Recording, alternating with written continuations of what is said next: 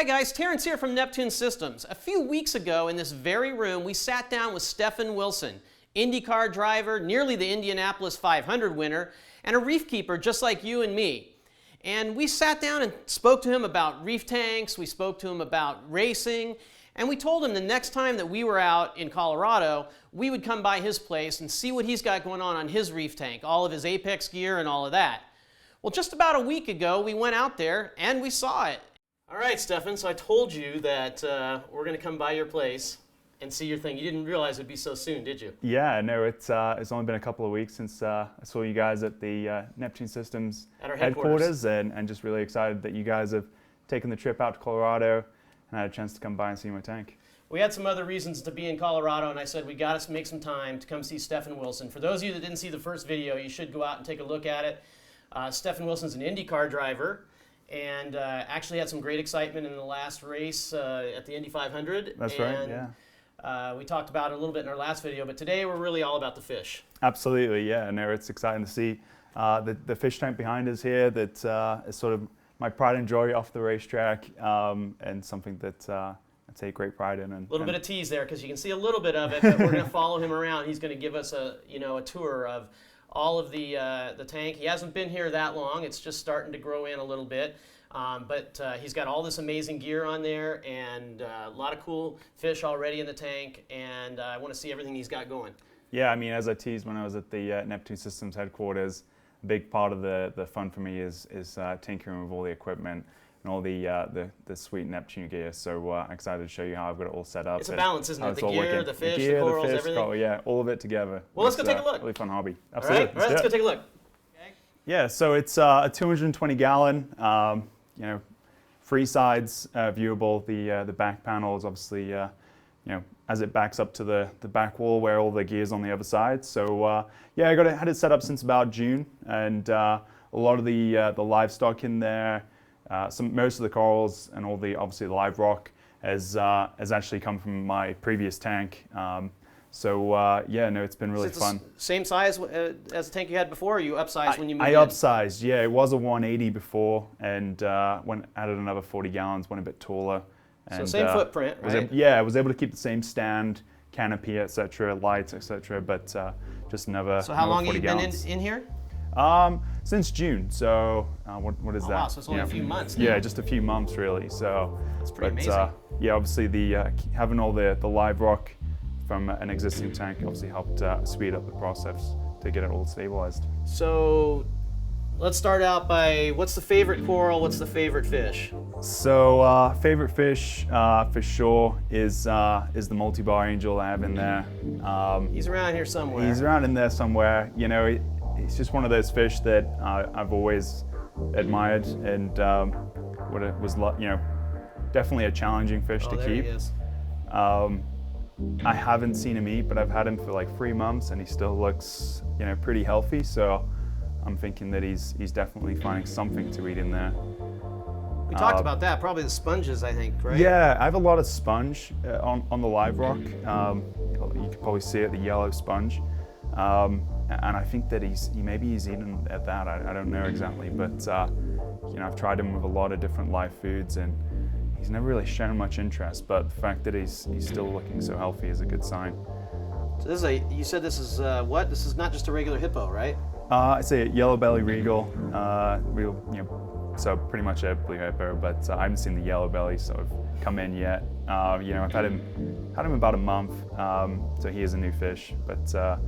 Yeah, he really, I got him, he was about half that size, so he's grown very quickly, which is really cool to see. That's what I love seeing is, getting fish or corals and starting them so small and then seeing them grow. That's what's exciting about the hobby, I think. And it's coral-wise, I've got the Hawkins Canado back there. I think that's, I grew him from just a tiny frag, and just seeing the size. I had him for a few years, and also this Ponape bird's nest. Yeah, that Ponape bird's nest is huge, man. Yeah, I mean, and the story behind that is really cool as well. Like, I basically got that as a tiny frag, about the size of my, half the size of my fingernail. It was just like tiny, and you know, didn't expect it to really grow at all. And you know, 4 or 5 years later, it's a full-blown colony. So Those are the best corals, huh? yeah, super exciting. Yeah, I have a few of those in my tank, and they're just the best. I mean, someone,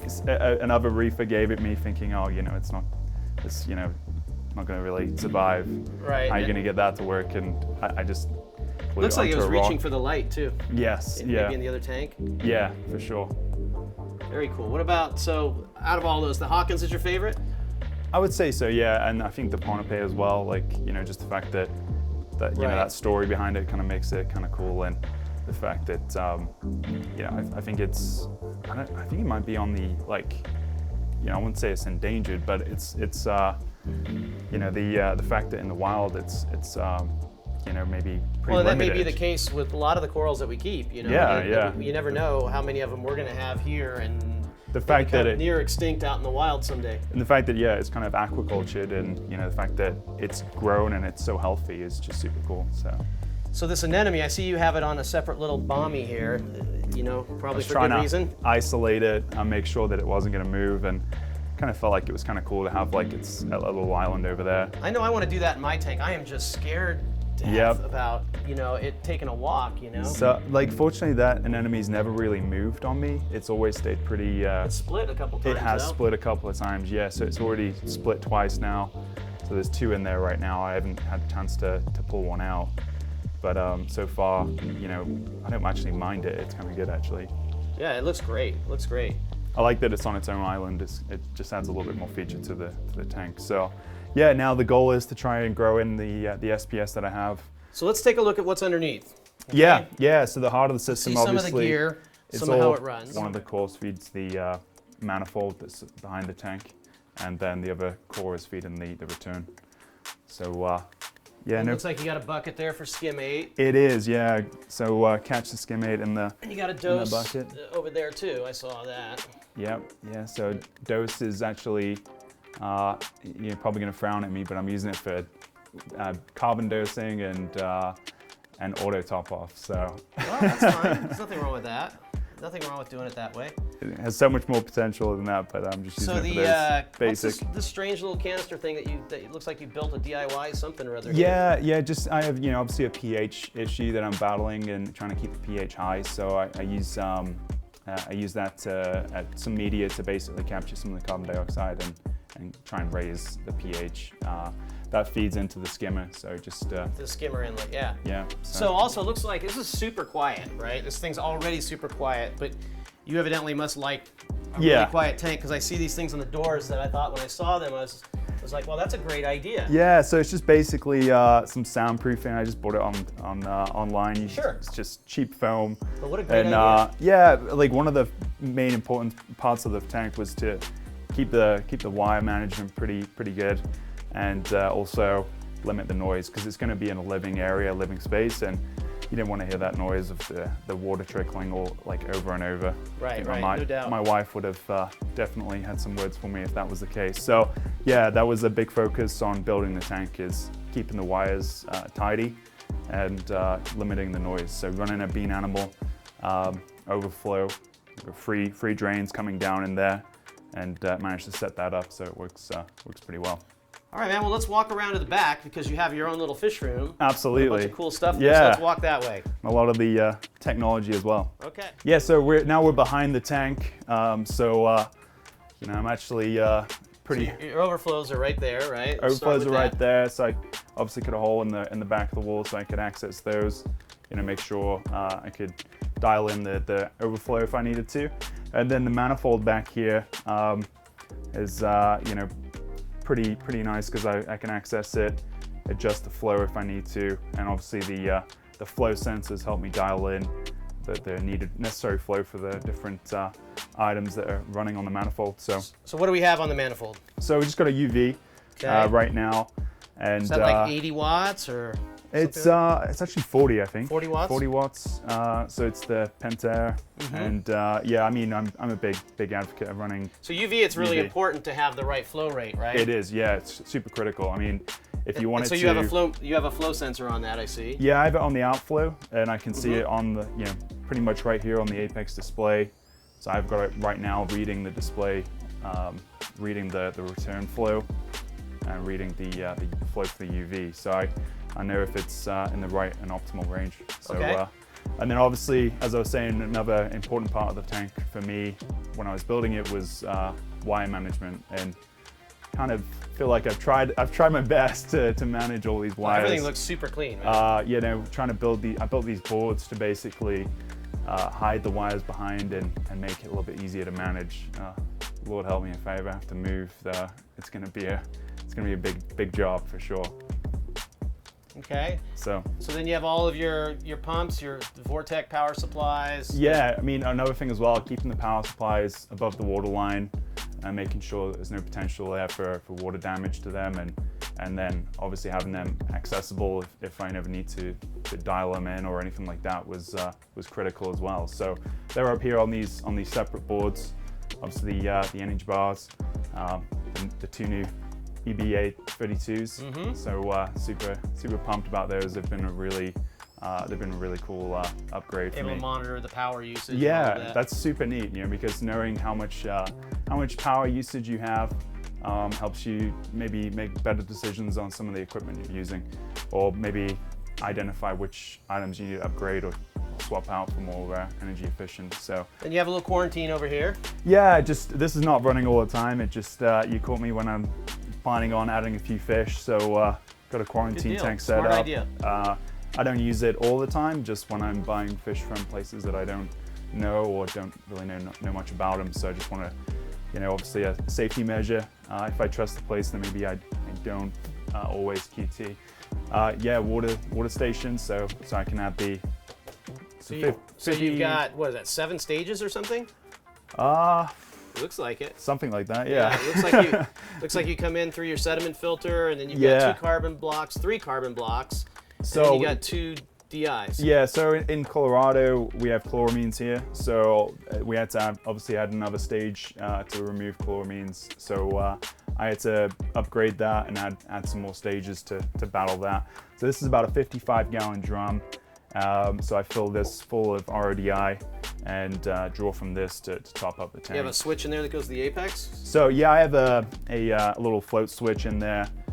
Can monitor that and then tells the apex when to turn on the dose to so it just goes in throw through it your back breakout up. box Yeah, there. breakout box.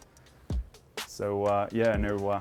And then over here, let's see what other apex gear you guys got here. So you got the apex, of course. Yeah, we have the flow monitoring, which is obviously super important. You got an ASM, so you must have used a par meter at some point on here. Yep, got a par meter on there. The advanced leak detection. I'd say that is one of the #1 priorities for us as well, because you know, I've had a few leaks, and you know, keeping the wife happy is obviously main importance. So, absolutely. You know, and that's actually saved me just recently. Actually, I had I've got a peristaltic pump running the calcium reactor down here. Oh, you have a calcium reactor. And look at that. So you're using one of those Cole Palmers. Cole Palmer, yeah. Yeah. So the tube actually, I got a bit lazy. It didn't replace it regularly, and the tube actually broke. Oh no. Started leaking down. And I was about to go away on a trip, and I got the alarm from the apex saying, "Hey, you know, you've got a leak." So it shut everything down, but more importantly, it alerted me that I'd got an issue. So yeah, the advanced leak detection saved my life a number of times. So I would not set up a tank without that. Yeah, the WXM running the so all of your Vortex. All of your Vortex are running, and your Radions too, running through the WXM. Yep.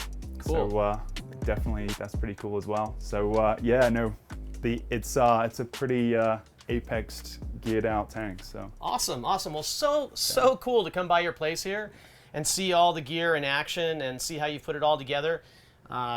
Really cool. I know that tank is going to grow out amazing, because once you start out on the right foot, everything's downhill from there. You know, it's like really easy. Well, I've seen your tank now, so I've got some inspiration and trying to get it to that level. Well, I've got some frags for you, certainly. Oh yeah. Back at the place. So you get out to California again for one of those races. You know, you're gonna have to stop by and get for sure.